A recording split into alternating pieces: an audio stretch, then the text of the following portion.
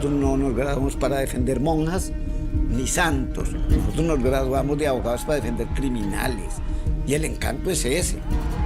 Entre más sea culpable, pues mejor. Hay muchos abogados que terminan perdiendo la vida. El dinero pues es muy bonito, pero ¿a qué precio, no? Le quiero decir que por lo menos en 10 años tenemos nosotros contabilizados como 800 abogados que han fallecido por el crimen, asesinados, claro. Estudiaron para conocer la ley en detalle, pero ahora utilizan ese conocimiento como arma para el narcotráfico. Son profesionales de traje y corbata, pero por detrás de esa fachada se esconde un negocio oscuro que moviliza millones de dólares y que ha causado cientos de muertes violentas. Los narcoabogados son personajes clave dentro del ecosistema narco. Ellos se encargan de representar a los capos más peligrosos, buscando siempre que la condena sea lo más leve posible. En algunos casos logran la impunidad total para sus patrones. En esta entrega vamos a adentrarnos en su mundo de lujos, excesos y en muchos casos, tragedia. Todos los criminales tienen derecho a representación legal para asegurar el cumplimiento de la ley y en caso de una condena que los delitos implicados sean correctamente tipificados. Este derecho incluye también a los narcotraficantes, líderes de un negocio muy propenso a problemas con la ley. Es por eso que desde que el tráfico de drogas se transformó en una industria multimillonaria, los abogados han sido una parte fundamental para el funcionamiento de estas empresas ilegales. Ya sea gestionando empresas, firmando documentos, armando estructuras de lavado de dinero, o lisa y llanamente defendiendo a sus clientes ante un jurado, los narcoabogados son un grupo especial que ha sido objeto de admiración y polémica en partes iguales. El rol del abogado no tiene un componente moral. Él no es quien tiene que decidir si su cliente es mala o buena persona. Por el contrario, debe asegurarse que sus derechos se cumplan buscando el mayor beneficio dentro de los límites de la ley. Sin embargo, ante crímenes atroces como los que cometen los capos narco, muchos se preguntan, ¿qué lleva a un abogado a querer ser parte de ese universo tan oscuro? ¿Qué mueve a esos personajes a aceptar la defensa de un narcotraficante, ¿no? Evidentemente hay una parte inconsciente que es esta búsqueda de fama, poder, que les gusta el peligro. Por supuesto, el dinero y el acceso a lujos impensados son algunos de los factores fundamentales para que los abogados decidan representar a un capo narco. Es que se trata de clientes poderosos que pueden pagar cifras astronómicas de dinero, como también ofrecer regalos de lujo y asegurar una vida privilegiada para sus representantes legales. Incluso si el cliente está contento con el trabajo, el abogado puede llegar a recibir protección especial con guardaespaldas pagados con dinero narco. Para algunos profesionales de la ley, esa oferta resulta irresistible. Ten en cuenta que por lo general los procesos judiciales que involucran crímenes narco suelen movilizar cifras increíbles de dinero. Al mismo tiempo, detrás de cada organización hay decenas de actores que deberán enfrentar a la justicia. Para los abogados defensores de los criminales, eso es una auténtica mina de oro esperando a ser explotada. Sin embargo, más allá del dinero y el poder, muchos abogados afirman que ellos lo hacen también por una creencia firme en que sus clientes merecen una representación a la altura. El mafioso, el criminal, el narcotráfico, no hay. Es un hombre, es una persona.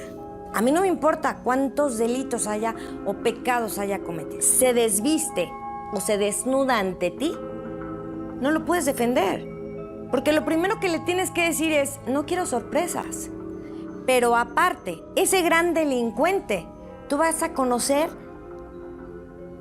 al niño, al desnudo, al que no tiene enfrente de ti nada que esconder. Como señala la abogada, para que estos profesionales puedan hacer su trabajo, requieren de una confianza absoluta de parte de sus clientes. No puede haber secretos ni medias tintas. El representante legal debe estar al tanto de todos los negocios, actividades de dudosa legalidad e incluso de las atrocidades más oscuras que puedan surgir durante el juicio. Los litigantes deben tener un mapa completo para poder anticipar desde qué ángulo la fiscalía intenta atacar a su representado. ¿Verdad? Porque no sabes por dónde viene el golpe. Obviamente no es una tarea fácil, no es una tarea para cualquier hijo de vecino que pueda abordar una defensa de esa magnitud. Tener uno la prestancia, el interés. He llegado casi a considerarme fanático de mi desempeño profesional.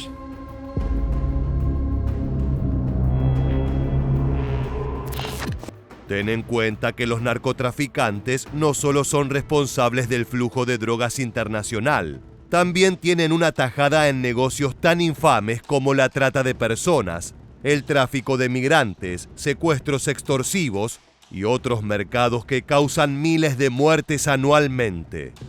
Los narcoabogados eligen dejar de lado su propia moral para defender a quienes atentan contra la sociedad de manera infame. Es frecuente que al hablar de sus representados, los abogados se deshagan en halagos, afirmando que en realidad no se trata de hombres peligrosos, sino más bien de líderes sensatos e inteligentes. Era una persona muy inteligente, inclusive muchas autoridades lo reconocieron como tal. Era una persona que entendía que lo que se le decía de que no podía hacerse jurídicamente lo entendía y quería ver qué otra forma podía haber para poder llegar a una defensa correcta. Esa situación de violencia que decían que él tenía, hasta donde yo llegué a tener conocimiento, él no era una persona violenta. A eso me consta a mí. El abogado Rogelio de la Garza González utiliza las palabras con precisión. Por un lado destaca la inteligencia y la tranquilidad de Amado Carrillo Fuentes, alias el Señor de los Cielos, pero por el otro deja en claro que esa es solo su visión, lo que le consta a él como abogado. Claro, deja por fuera la infinidad de crímenes cometidos por su representado, quien establece un sistema impresionante de tráfico aéreo mediante avionetas. Un cambio que revolucionó por completo el negocio y que transformó a Carrillo Fuentes en uno de los hombres más poderosos y temidos de México. Pero ni con todo su conocimiento legal, Rogelio de la Garza González pudo evitar que su cliente falleciera en julio de 1997. Una historia similar ocurre con Andrés Granados, histórico representante de El Chapo Guzmán, fundador y líder del Cártel de Sinaloa. En palabras del abogado, el capo era la persona más apacible y tranquila del mundo, solo que en sus horas libres se dedicaba al narcotráfico y a la matanza de sus competidores. Nosotros representamos sus oídos, sus ojos y su voz a veces. Una persona muy amable, muy educada, culta, respetuosa. Nada que ver con la gente, con lo que dice la gente que no sabe en verdad la ciencia cierta el trasfondo de la persona que es Joaquín Guzmán Loera. Más allá de los elogios, algo dicho por Granados es completamente cierto. Cuando los capos caen en prisión, sus abogados se transforman en una de sus personas de máxima confianza y son el nexo principal entre el acusado y el mundo exterior. Un ejemplo claro de esto son las cartas y documentos enviados por Ismael El Mayo Zambada a la justicia mexicana desde su prisión en los Estados Unidos. El capo del Cártel de Sinaloa intentó gestionar una extradición y todo el proceso fue posible gracias al trabajo incansable de sus abogados. Aún así, sus intentos fueron inútiles. Los abogados son quienes, además de preparar la defensa, también se encargan de mantener la comunicación entre el capo y sus subalternos, permitiendo el funcionamiento del cártel aun cuando la cabeza se encuentra tras las rejas. De esta manera, los profesionales de la ley terminan transformándose en meros colaboradores, en socios activos de esas empresas ilegales. Hay muchos abogados que terminan perdiendo la vida. El dinero pues es muy bonito, pero ¿a qué precio, no? Entonces el hecho de defender a ciertos personajes terminan convirtiéndose en cómplices, en correos de la cárcel al exterior. Le quiero decir que por lo menos en 10 años tenemos nosotros contabilizados como 800 abogados que han fallecido por el crimen, asesinados, claro. Más adelante analizaremos en detalle las brutales consecuencias que sufrieron muchos abogados que jugaron con fuego. Asociarse con el crimen organizado jamás es gratuito. Lo increíble es que en muchos de los países fuertemente afectados por el narcotráfico, como México, Colombia y otras naciones sudamericanas, el oficio del abogado ya se encuentra mancillado por años de litigantes corruptos. Muchos de los narcoabogados se formaron como profesionales de la ley, desoyendo el mandato familiar. Y a mí me decían, los abogados o eran ladrones o eran mentirosos y que nunca se salvaban. Entonces yo de niño le contesté a mi mamá una mañana, le dije, pues seré abogado y me voy para el infierno. Viniendo de una familia campesina, sin recursos económicos, tener el poder de defender a los grandes criminales del mundo, eso no le pasa a cualquiera. Tal como señala el abogado, para muchos profesionales, defender a los mafiosos más importantes del planeta no solo es trabajo, es un honor. Hay un gusto por sentirse parte de ese universo, de saberse importante en un esquema multimillonario. Hay un extraño placer en tener la vida de un capo poderoso en sus manos, ya sea el representante legal del Chapo Guzmán o de Pablo Escobar. Todos los abogados parecen coincidir en la manera en la que entienden su oficio a la hora de brindar servicios a narcotraficantes internacionales. En la materia penal, que es donde yo me desempeño, pues digo, no podría yo defender a la Madre Teresa de Calcuta, ¿verdad? Ella se defiende sola porque ella tiene nexos directos allá con el gran señor del universo. Los mafiosos me eligieron a mí como su abogado y eso me parece correcto y muy saludable, dado que la alianza abogado-cliente es una especie de matrimonio que la elección se hace teniendo en cuenta determinados gustos, intereses, empatías y química. Lo que dice el abogado Gustavo Salazar Piñeda es clave. Habla de gustos, intereses, empatías y química entre el abogado y su cliente, pero en este caso no es cualquier persona con la que tiene que entablar ese lazo.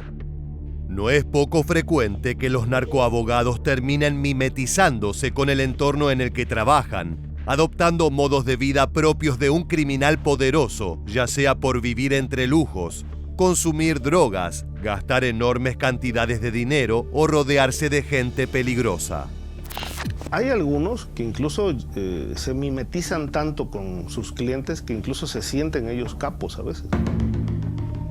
Se mueven en esa esfera de sentirse capos, de traer carros blindados, acompañado de gente armada, maletas de dinero, despachos de lujo, ir a lugares caros, relacionarse con mujeres muy bellas. Es como una copia de los clientes. El narcoabogado obviamente se siente también capo, ¿no? Se siente parte de un establishment, de una estructura poderosa.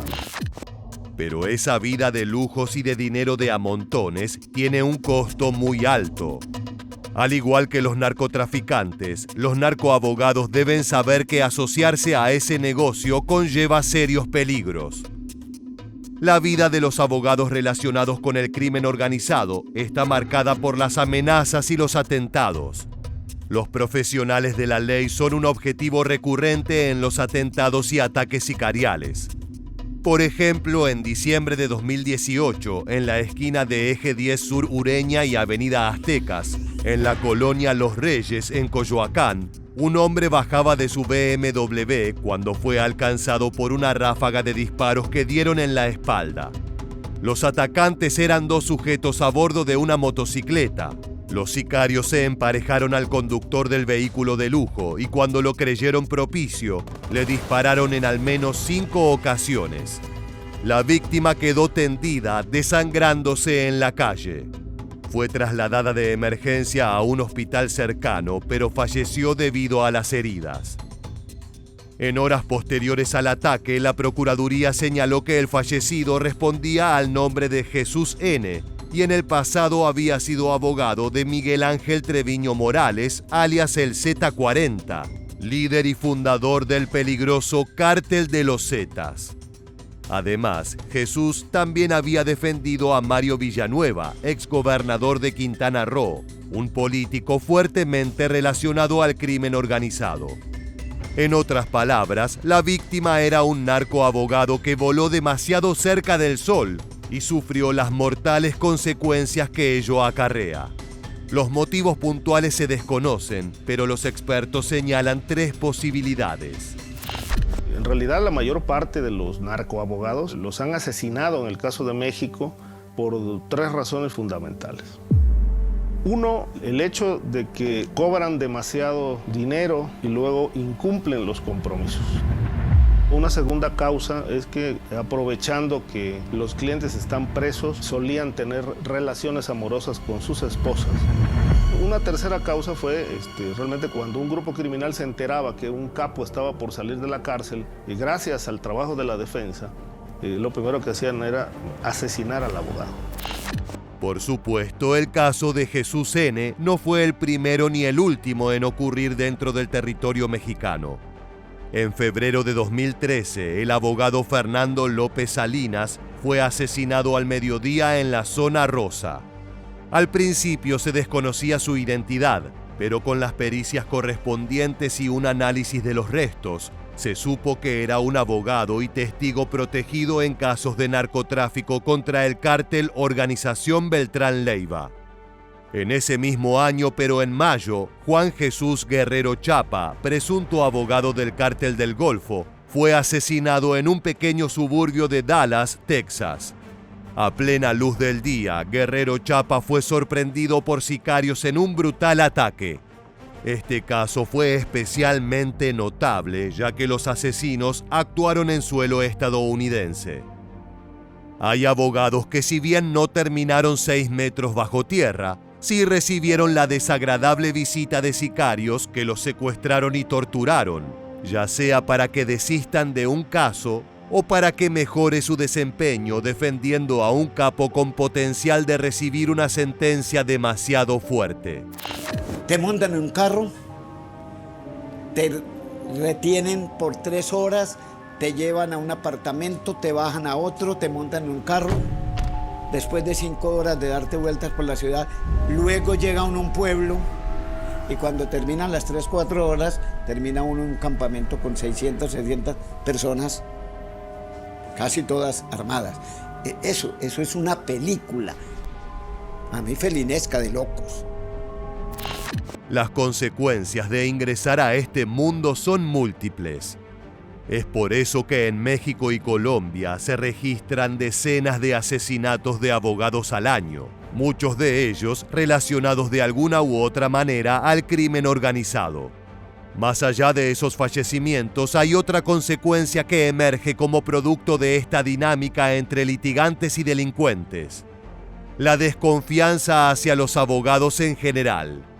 Muchos profesionales honestos han denunciado que las actividades de sus colegas corruptos han afectado de manera decisiva al sistema judicial, dando impunidad a capos y socavando la legitimidad de los juicios.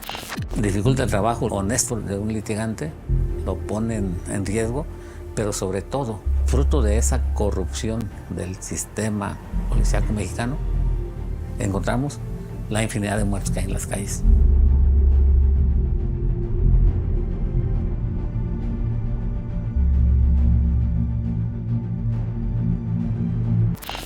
La destrucción del sistema judicial es una realidad, pero la corrupción de los abogados no es el único eslabón en esa cadena infame. Muchos delincuentes condenados afirman que el accionar de los narcos y sus litigantes serían imposibles sin una colaboración directa y decisiva de parte del poder político, el cual permite que esos negocios sucios se perpetúen sin consecuencias reales. Pues la mafia, es un trabajo y también el gobierno es un trabajo también, pero hay unos que se aprovechan de la ignorancia de uno, pues, de que uno tiene sus derechos y uno no lo sabe. Te ponen lo que ellos quieren, hacen lo que quieren contigo. El delito si era pequeño te lo hacen más grande, te ponen de más todo el tiempo, pues. Si te agarran una pistola buena, bonita, se quedan con ella y te ponen una pistola vieja, ¿entiendes? Pero el mismo cargo. Mientras siga habiendo mafia y narcotráfico, seguirán existiendo abogados dispuestos a poner su conocimiento y estudio al servicio de los delincuentes más peligrosos del mundo. Ya sea por dinero, fama, lujos o simplemente por la adrenalina de pertenecer fugazmente a un cártel, estos hombres no solo arriesgan su reputación, sino también su vida. De esta forma llegamos al final del video. Si te interesa este contenido en el cual analizamos el mundo del narcotráfico mexicano en detalle, te invitamos a suscribirte y activar las notificaciones de este canal. Así podrás estar al tanto de todas nuestras actualizaciones. Sin más, nos despedimos hasta la próxima entrega de Militarmente. Gracias por acompañarnos.